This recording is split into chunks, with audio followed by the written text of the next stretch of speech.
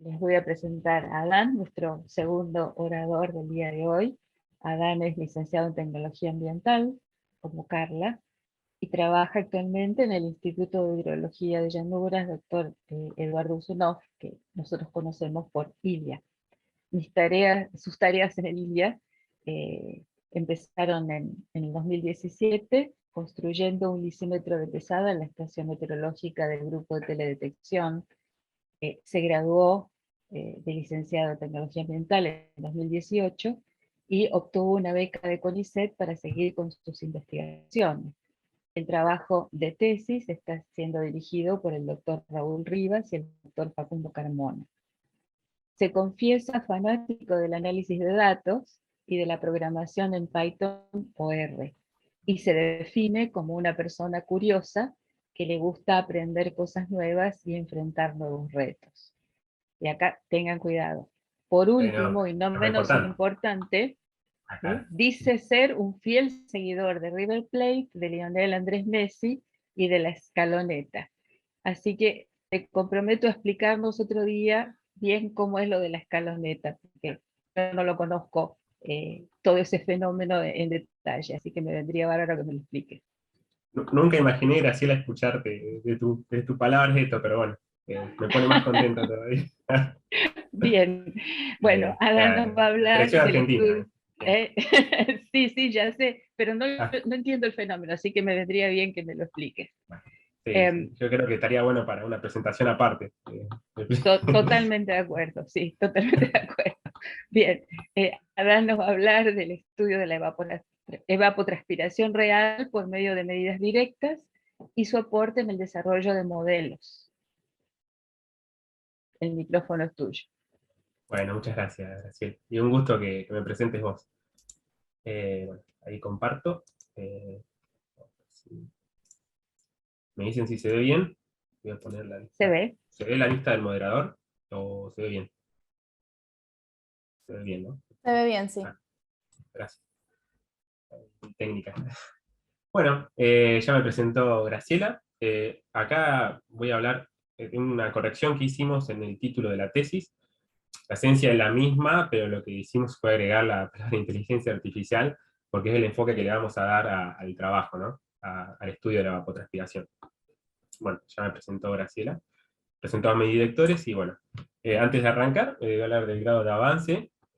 Yo fui admitido en el año 2018, así que estoy en cuarto año en el doctorado. Y ya estoy por cumplir todas las etapas para poder rendir la tesis. Queda en evaluación el plan de tesis, la evaluación del doctorado, ¿no? De la comisión. La publicación indexada y un crédito, un curso, que son 4 créditos y completaría todos los requerimientos. Bien, relevancia, antecedentes. Antes de eso vamos a hablar de la problemática, ¿no? Que motiva mi estudio, y se centra en la actividad agrícola, dado que es la actividad antrópica de mayor consumo de agua. Por lo que es importante empezar a monitorear, por lo menos el ciclo hidrológico, para ver el comportamiento en los flujos de agua entrantes en las zonas de donde se saca, para una correcta gestión hídrica y un uso sostenible del recurso. Eh, por lo que las investigaciones se centran en algunos términos, y en estos, el más importante, creo yo, del ciclo hidrológico es la evapotranspiración. Para que se den una idea de la noción del término, el ciclo hidrológico, en zonas de llanura como la nuestra, la región pampeana, cerca del 80% de lo que se precipita se pierde por este proceso, ¿no? Bueno, acá hay diferentes puntos. Voy a hablar brevemente cómo fue la evolución del estudio de este proceso, y cuáles son las herramientas que actualmente tenemos para estimarlo. Bien, brevemente explico que la evapotranspiración es un proceso complejo, dado que está definido por otros procesos no lineales. Acá vemos, esperen que pongo el marcador, el puntero. Vemos todas las variables meteorológicas del suelo que definen la evapotranspiración. Por lo que tenemos dos alternativas o dos perspectivas, por lo menos así lo veo yo, ¿no? Desde una parte de flujo de masa, que midiendo los flujos entrantes y salientes de la zona radicular, se puede estimar la evapotranspiración, o desde una perspectiva energética, ¿no? Viendo la cantidad de energía necesaria para evaporar o evapotranspirar tantos milímetros de agua. Acá hay un esquema breve, esto es una clase física por ahí, pero voy a obviarlo, pero es para que entiendan que hay dos perspectivas, ¿no? Y que una es de masa y otra de energía. Podemos hablar de variables importantes, por ahí es mejor, como por ejemplo la radiación es el motor de la evapotranspiración. Eh, Tenemos la parte energética del flujo de calor sensible y el flujo de calor de suelo, que son pérdidas, y bueno, la precipitación, que es lo que nos condiciona, ¿no?, el rate de evapotranspiración. Bueno, siguiendo estas dos perspectivas, nosotros podemos medir la evapotranspiración en diferentes escalas, escalas espaciales y temporales. Acá voy a explicar un poco de las diferentes técnicas que hay para medir la evapotranspiración y su alcance espacial. Por ejemplo, con los lisímetros de pesada y el sensor de humedad, tenemos una escala puntual o de parcela, ¿no?, que ahí más o menos lo dimensiono porque va a depender del tipo de área, pero con estos instrumentos, más que nada que con los lisímetros de pesada, obtenemos valores reales de evapotranspiración, que es el objetivo de nuestra tesis. Si queremos un alcance mayor para estimar la evapotranspiración, tenemos las torres de balance de energía o torres de covariance. Hay más maneras y metodologías para estimarlo, pero les digo las más importantes. Que se cubre en un área mayor, depende también del área. Por ejemplo, en zonas de llanuras pueden llegar a tener hasta 15 kilómetros de alcance los resultados obtenidos con esta metodología. Y si necesitamos una escala aún mayor, no solamente para ver la variación de la evapotranspiración, sino también de las diferentes coberturas, cómo se comportan, tenemos las que son las imágenes satelitales o un producto de reanálisis, que son variables meteorológicas. Bien, y yo les comentaba que siguiendo las perspectivas radiativas de balance hidrológico, se puede estimar la evapotranspiración real. Sin embargo, es difícil estimar algunos términos de ambas ecuaciones. Por ejemplo, el balance de energía es difícil calcular la relación entre flujo de calor latente y flujo de calor y flujo de calor sensible. Por lo que hay una tendencia a idealizar el proceso, dado que no se puede estimar lo real. Entonces se estima algo ideal. Acá les muestro una evolución de la cantidad de estudios que hay, y esto está minimizado, ¿no? Son más importantes. Surge desde Dalton, la problemática, desde el 1800, para estudiar la evaporación, obviamente todos con fines agronómicos y de riego. Después surge el término de la combinación de evaporación y transpiración, ¿no? Que es el proceso de combinar la evaporación de la superficie y la transpiración de la planta.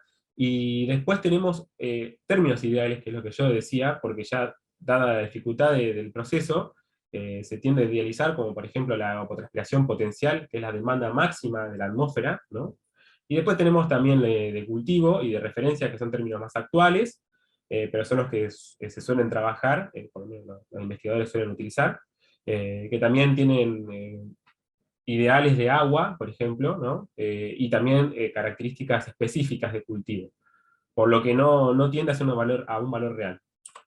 Pero surgen problemas con estas ecuaciones convencionales, que ahora más, que están calibradas y en un suelo y una vegetación específica, por lo que si uno decide extrapolarlo y llevarlo a otro tipo de estudio, ¿no? Yo quiero agarrar con una de estas ecuaciones, me voy a tener que calibrar para mi suelo y mi área y mi vegetación.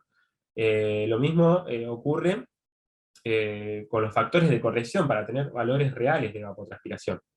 Lo que eso hace que aumente el error de la evapotranspiración. Esto yo lo enfrenté en esta zona, en esta región de estudio. Un trabajo se publicó hace poco, que yo agarraba un par de estos términos, estas ecuaciones, y partía también del balance de energía, y corroboraba los datos con un lisímetro de pesada, y vimos que hay una deficiencia, ¿no? Que hay como un residuo que siempre termina sobreestimando la balanza de energía y todas estas ecuaciones derivadas, por lo que se necesita otra forma de encarar lo complejo, ¿no?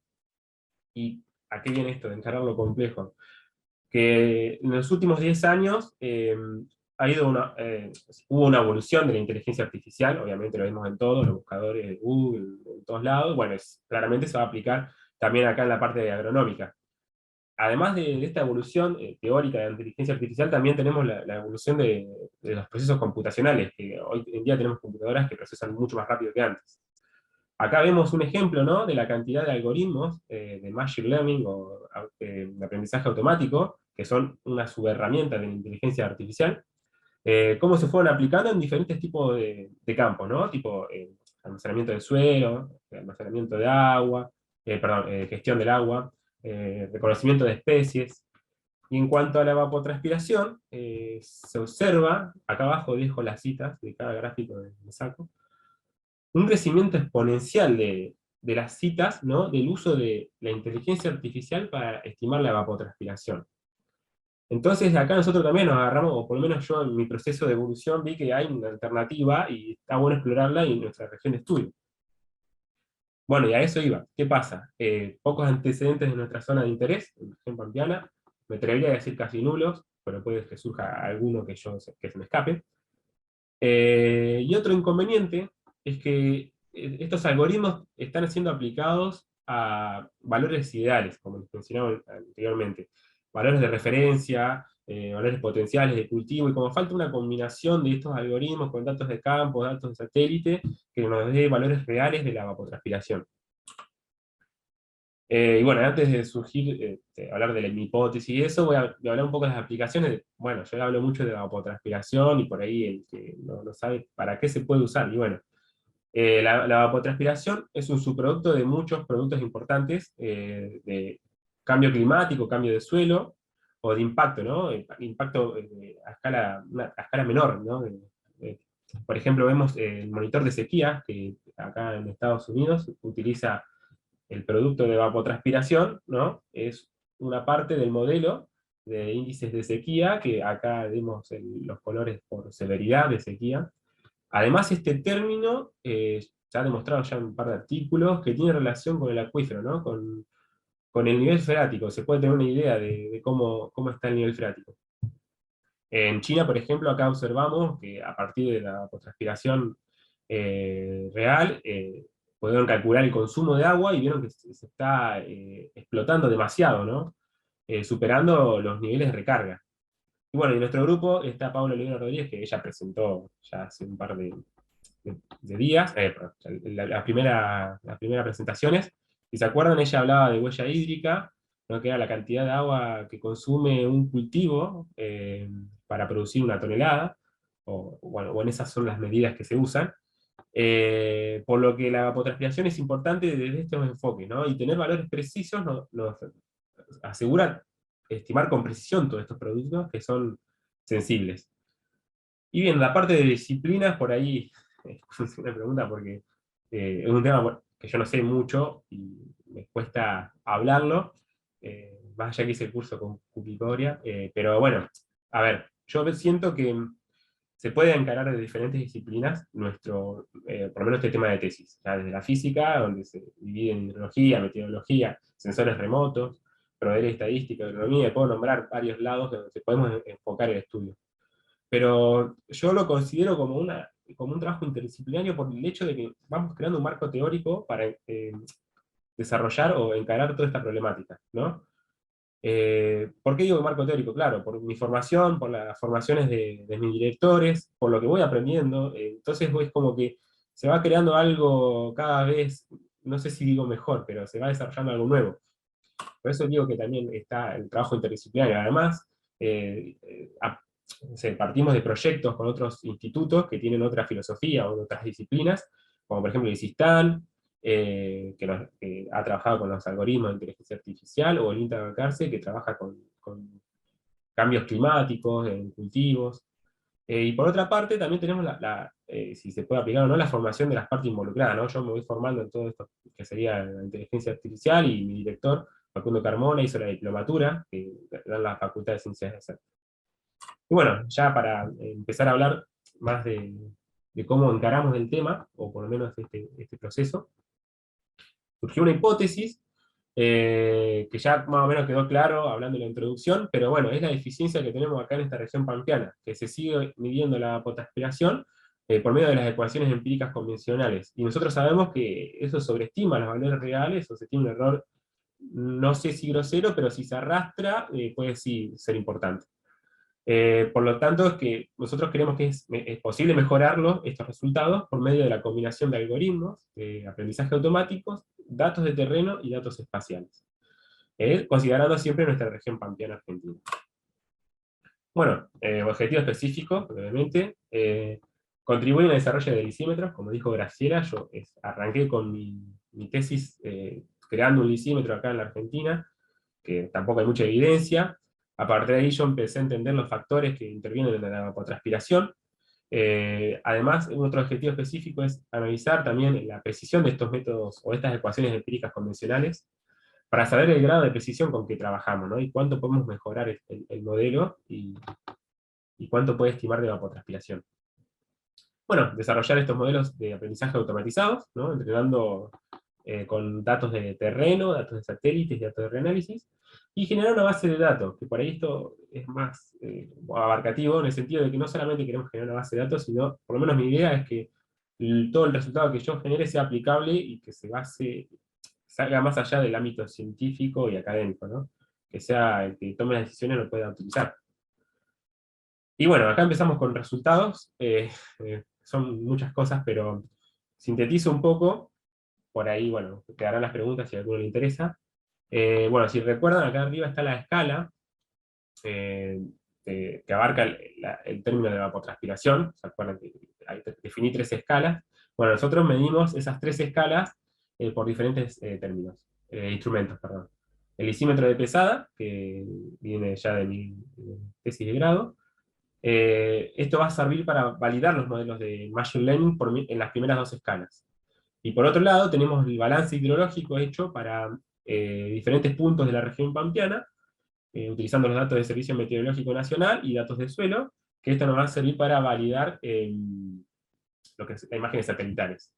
Y a su vez, para también entregar el algoritmo, vamos a tener datos de estaciones de balance de energía dentro de la parcela de estudio que está cerca del lisímetro. Y también hemos probado en diferentes coberturas.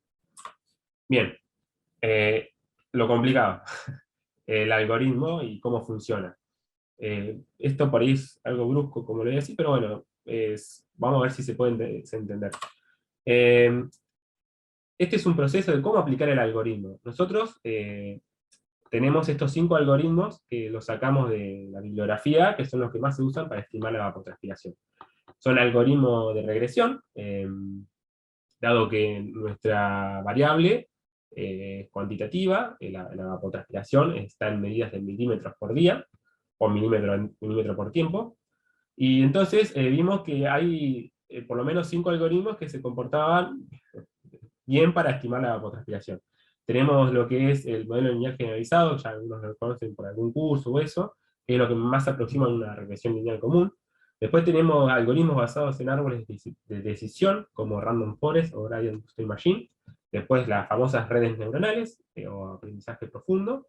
Y después Support Vector Regression, que este es uno de los algoritmos que mejor anda para estimar la evapotranspiración. Y la metodología es simple, por lo menos lo quiero mostrar así. Para entrenar el algoritmo, nosotros vamos a hacer que vamos a necesitar variables explicativas. En este caso van a ser los valores de los sensores de humedad del suelo, o balance de energía, o las imágenes satelitales. Y la variable de respuesta es lo que nosotros queremos que aprenda el algoritmo. Nosotros siempre queremos hacer un algoritmo extrapolable, o sea que las variables explicativas tienen que ser variables de fácil acceso, ¿no? O de que se pueda replicar fácilmente todo lo que estamos haciendo. Bueno, el algoritmo va a aprender de una variable de respuesta, que en este caso, ya como dije anteriormente, son los lisímetros y el balance hidrológico. Acá va a haber un procesamiento de datos, porque a veces tenemos datos de diferentes fuentes, y hay que unirlos, hay que corregir datos faltantes, hay que corregir outliers, inconsistencias. Bueno, después un análisis descriptivo para ver cómo es la distribución de los datos. Y bueno, cuando ya tenemos los datos terminados, el dataset, el conjunto de datos, vamos a particionar los datos para entrenarlos y para testearlos. Y esto lo hacemos 5 o 10 veces, como es la técnica K-fold Cross Validation. ¿Por qué hacemos este entrenamiento? Es para buscar los mejores hiperparámetros, que son parámetros que nos ayudan a entrenar a los modelos, para que no haya sobreestimación y subestimación de los valores reales de la evapotranspiración. Bueno, una vez que ya tenemos la mejor configuración, se testean los datos. Y este valor estimado va a tener asociado un error y una sensibilidad, que es lo que nos importa a nosotros, ¿no? Esto se desarrolló en R en un principio, usamos algunas librerías que nos ayudan con la inteligencia artificial, y después lo llevamos a Python porque hay más oportunidades. Bueno, la parte difícil ya salió, esta también parece un poco difícil, pero por ahí sintetiza todo el estudio. ¿Qué hicimos? Entonces acá tenemos las tres escalas, ¿no? Tenemos la escala espacial, la menor, la de 0,01 kilómetro a 1 kilómetro, la escala mediana, ¿no? Para estimar la evapotranspiración, y la escala mayor para estimar la evapotranspiración. Bueno, en la primera escala vamos a usar el lisímetro de pesada, ¿no? Para validar, y los datos de humedad de suelo para que sea nuestra variable explicativa, que se pueda generar un modelo con sensores de humedad de suelo. ¿Por qué sensores de humedad de suelo? Bueno, simple instalación, y a partir de ello se puede hacer una red de sensores en una parcela que podría servir como puntos de validación de un píxel. Además, son menos costosos que los lisímetros de pesada. Por otro lado, en la escala mayor, ¿no? Usamos las estaciones de balance de energía porque son las que están, o las más corrientes en el mundo, ¿no? Por ejemplo, están todas las estaciones de FluxNet. Estas estaciones de balance de energía nos describen las interacciones completas en la relación atmósfera-vegetación-suelo.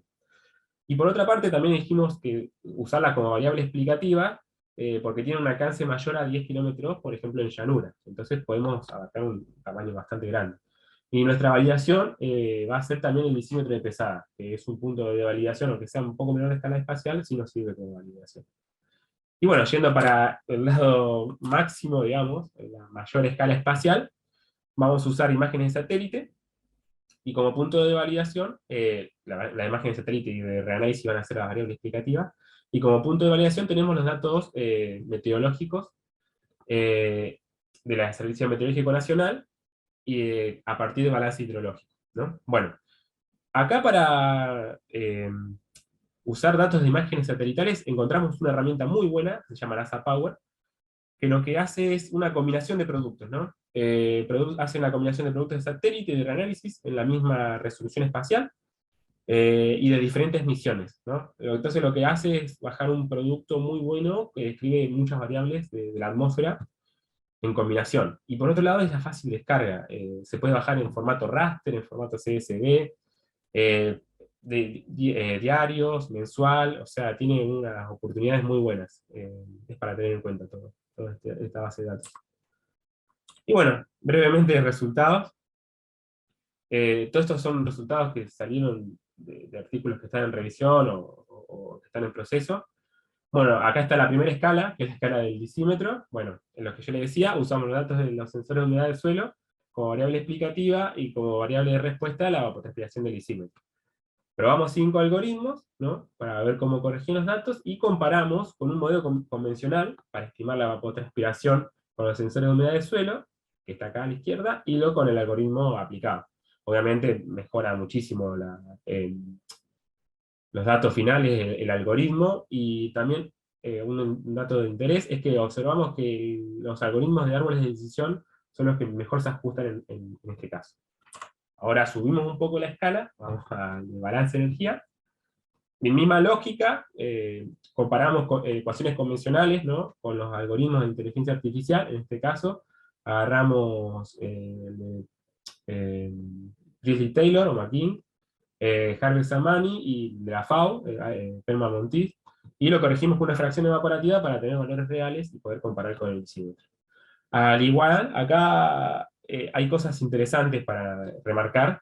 Bueno, una que ajusta todos los algoritmos mucho mejor que los modelos convencionales en nuestra región. Y otra es que lo que observamos es que no es necesario instrumentar tanto una estación de balance de energía para medir la evapotranspiración. Por ejemplo, acá en el último gráfico tenemos un buen ajuste, es similar el ajuste, no hay diferencias significativas, y solamente utilizamos la temperatura del aire y la humedad del suelo. O sea, son dos variables que nos estarían diciendo mucho del proceso. Por lo que esto también nos da una idea para nuevos diseños experimentales y para disminuir costos.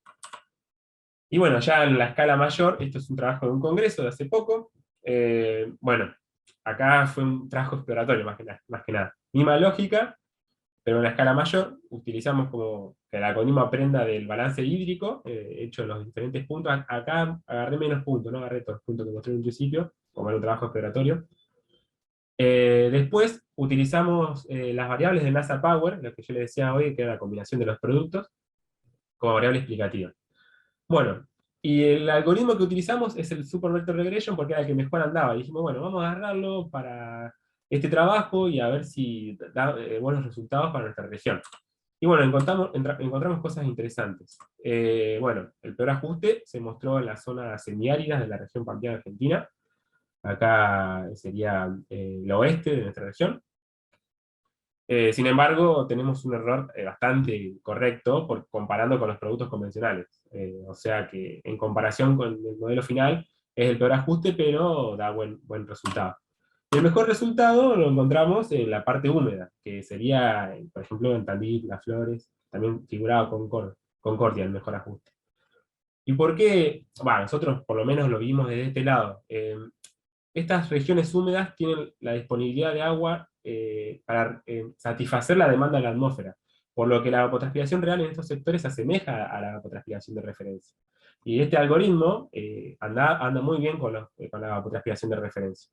En cambio, estamos viendo que tiene deficiencias cuando la evapotranspiración real se diferencia mucho con los valores ideales, ¿no?, de referencia o potencial. Bueno, y nos quedamos con la duda a ver si el árbol de decisión para este caso también es el mejor algoritmo, que todavía de esto no hay nada explorado, no hay nada dicho. Bueno, a raíz de todos los puntos que tenemos, y nada, también probé todos los algoritmos, mismo procedimiento, y vimos que Random Forest, que es el árbol basado en árboles de decisiones, es el mejor algoritmo para este caso también. Por lo que hay una tendencia en estos algoritmos para estimar de mejor manera la evapotranspiración real.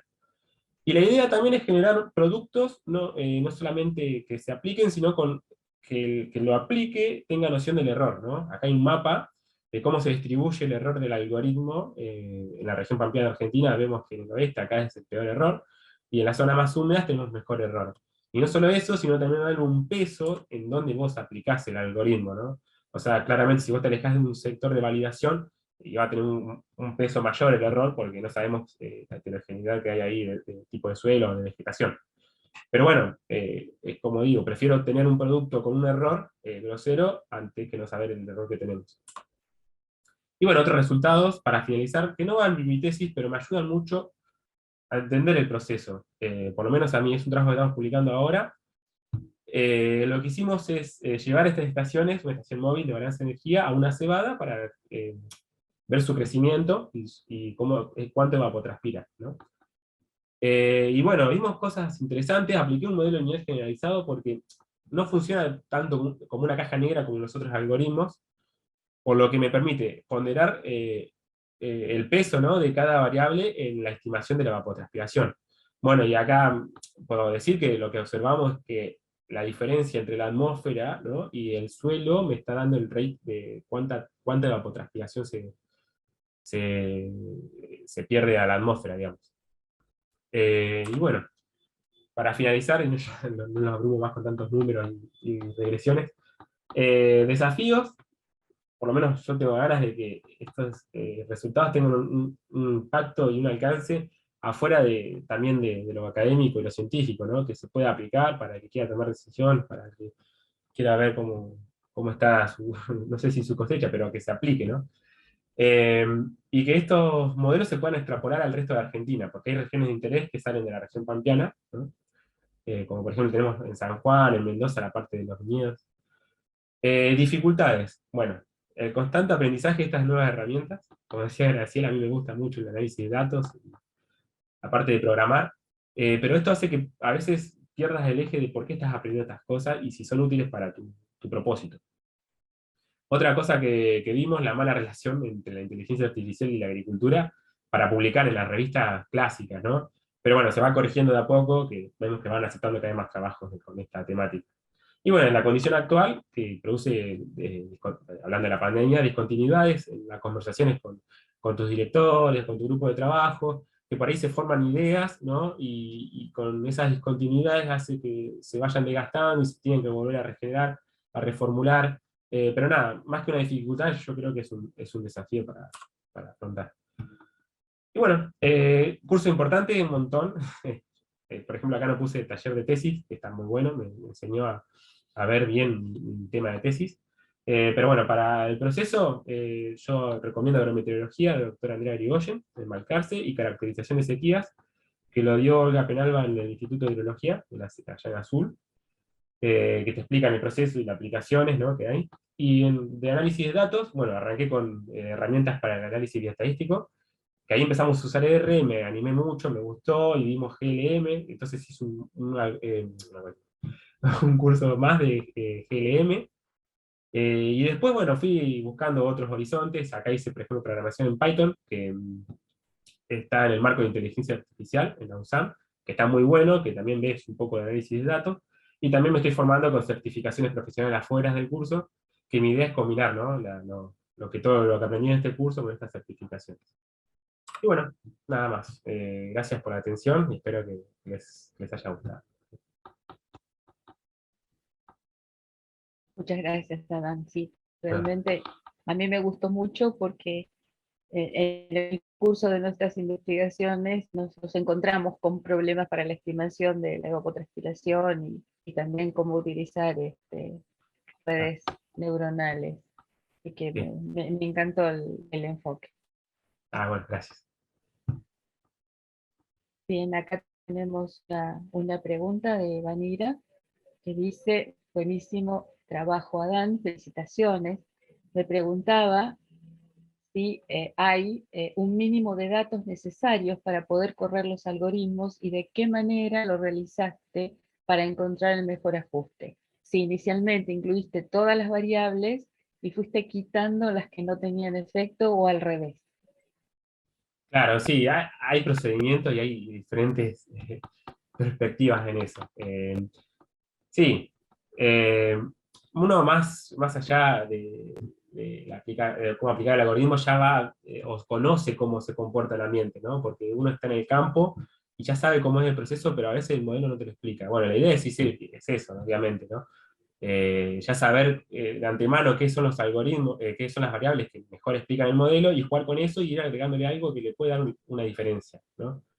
Y con respecto a la cantidad de datos, bueno, hay teorías de eso, ¿no?, que depende de cuántos datos tenés, pero hay teorías que también que te dicen que, bueno, que con 10 datos podés generar un modelo. Hay toda una teoría por ahí que chocan, pero bueno, a ver, mi idea por lo menos es que si vos querés que aprenda el proceso así entero, que vos al modelo o algoritmo le tengas que poner toda la verdad, ¿no? Y la verdad me refiero a la variabilidad del proceso.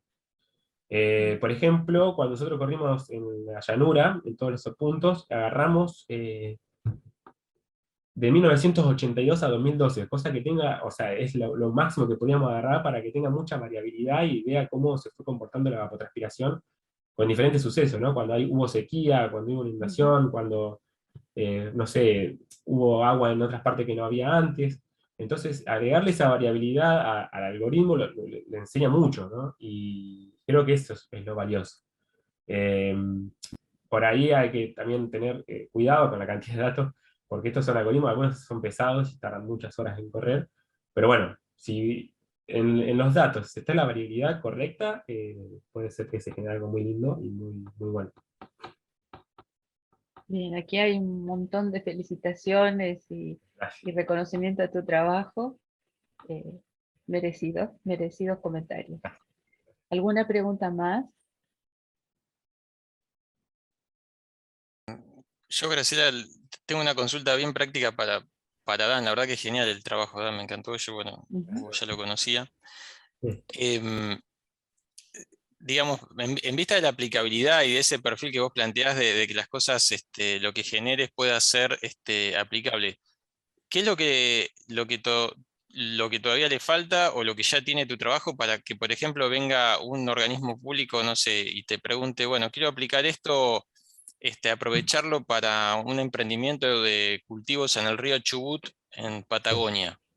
Eh, bueno, primero te asustás un poco, después, ¿qué es lo que faltaría? No sé si falta, porque está buenísima la pregunta. Por el otro día, hace poco, este congreso que le decía, ¿viste? Que tiene el trabajo de la región pampeana, mostré, y era un congreso en San Juan, y había mucha gente interesada porque quería aplicar el algoritmo, ¿no? Para sustituir estas ecuaciones básicas de la FAO, todo eso, que son manuales antiguos para estimar la evapotranspiración y que fueron calibrados en otros sectores. Por ahí lo que hace falta es el medio para que se pueda usar, ¿no? Pero hay plataformas que nos permiten subir todas estas cosas, como es Google Engine o, bueno, diferentes aplicaciones que nos permita que el que quiera operarlo lo pueda usar. Yo creo que eso, no sé si, pero puede ser que pronto esté. Tengo que hablar con compañeros míos que por ahí la tienen más clara en ese sentido, pero sí, y después generar un manual, porque con un artículo científico creo que no estaría bueno que puedan aplicarlo, pero sí un manual de cómo aplicar el algoritmo y cómo pueden entrenarlo. Pero yo creo que si vos me das, si no me tengo que recibir, ya me podría, me podría hacer eso. Bien, Fernando Milano levanta la mano y le pueden ¿Cómo andás, habilitar. Fernando? Hola, ¿Cuánto tiempo? gracias Graciela. ¿Qué tal, Adán? ¿Cómo andás? Bien, Che, buenísimo, voy a bajar el tamaño porque después hay que... buenísimo, realmente muy, muy interesante el trabajo. A mí la verdad que, al grupito que estamos estudiando, lo que ahora voy a contar, para las que no saben, nos viene realmente, si bien es algo relativamente colateral, es muy importante. Nosotros estamos estudiando en este momento el efecto del polvo de la erosión eólica en el sudoeste bonaerense sobre la salud humana. mm, Hay una serie de enfermedades que justamente es eso lo que estamos tratando de aclarar un poco más cuáles son y en qué magnitud estarían realmente impactando en la salud en esa región. Y esto es clave, el tema del nivel de humedad del suelo. Nosotros lo que hicimos hasta ahora lo trabajamos nos daba mejor las precipitaciones acumuladas, pero digamos que el nivel de humedad del suelo teóricamente calculado.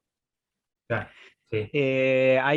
Bueno, hay toda una serie de hipótesis por qué nos está dando mejor, nos tendría que estar dando mejor la humedad del suelo desde ciertos puntos de vista, ¿no? Entonces todo esto ayuda a mejorar, digamos, el cálculo de cuál es la situación real del nivel de humedad. No sé corregime si me estoy Sí, no, equivocando. está perfecto lo que está diciendo. Y por el simple hecho de la variabilidad que tiene la humedad en el suelo. Eh, por eso todavía es resistida a la humedad del suelo aplicando algunos modelos de sequía, por ejemplo, que se sigue usando la precipitación, pero porque da bien, ¿no? Porque al fin y al cabo hay una conexión, ¿no? Entre la humedad del suelo y la Sí, claro. precipitación, ¿no? Pero sí, la idea es esa, no solamente quedarnos con la evapotranspiración, ¿no? Es mostrar una metodología que la verdad es muy abarcativa. A ver, no solamente en lo numérico, ¿no? También tiene la parte clasificación, en salud se está usando mucho, por ahí están viendo, viste, la ciencia de datos, que es esa carrera que está de moda, por decirlo de alguna forma, pero sí, o sea, son herramientas que nos están ayudando mucho a explicar esta variabilidad o estas variables que por ahí son difíciles de estimar, a tener por lo menos un grado de precisión mejor, ¿no? Y quedarte seguro para aplicarlo en otros modelos, en otros productos, como decís vos, ¿eh? Por ejemplo, en tu caso.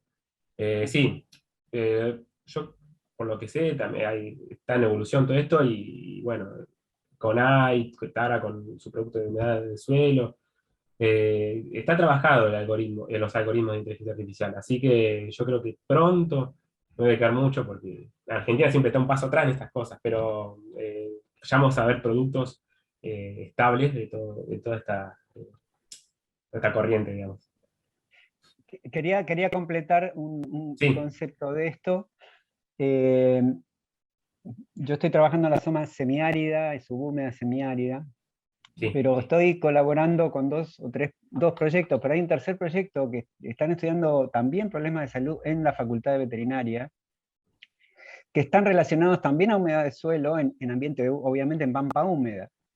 O Sí. sea que en realidad te vamos a estar, si ven a alguien que está persiguiéndolo a Dan por el campus, ya saben que se trata de algún grupo de Pero era un desesperados gusto. que necesitan datos lo más fielmente posible de la evapotranspiración. Gracias.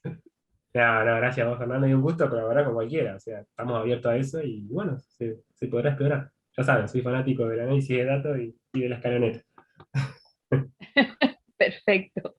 Bueno, si no hay otras preguntas, muchísimas gracias, Adán, por tu Gracias. exposición, realmente muy lindo. Bueno, Muy muchas bueno. gracias, Graciela, y gracias a todos por escuchar.